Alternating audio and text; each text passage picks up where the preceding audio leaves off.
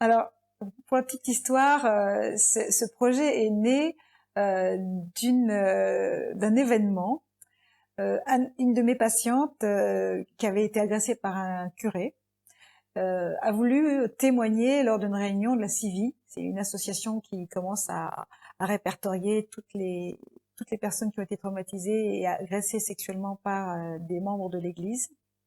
Et donc, elle voulait témoigner, comme beaucoup d'autres, dans cette réunion, et elle n'a pas pu lire son témoignage, parce qu'il y en avait tellement, évidemment, tout le monde n'a pas pu parler. Elle m'avait lu son témoignage dans une séance de thérapie, mais c'était pas suffisant, elle avait besoin que ça soit entendu en public, en fait.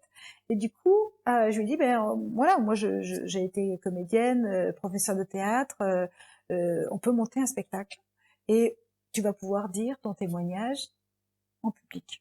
Elle était très heureuse, très très heureuse. Elle a été vraiment partante tout de suite. J'ai dans ma patientèle des personnes qui sont comédiens, comédiennes, d'autres qui sont victimes et qui ont envie de témoigner aussi. Et donc j'ai rassemblé ces différentes personnes et je suis en train de créer un spectacle pour à la fois donner la parole à ces personnes qui peuvent enfin témoigner en public et puis aussi montrer comment on peut justement euh, faire ce chemin de résilience à travers tous les outils que je leur propose, mais aussi à travers le théâtre.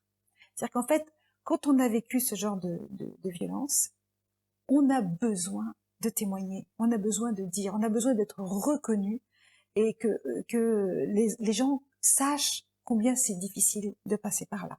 Et donc, beaucoup le font par l'écriture, ou même des films, mais le théâtre, c'est vraiment un outil merveilleux parce qu'en fait, on est là, in situ, on est là face au public et les gens sont là pour vous entendre, pour vous écouter et recevoir votre témoignage. Et je pense que ça, c'est vraiment un outil majeur pour la réparation de toutes sortes de traumatismes.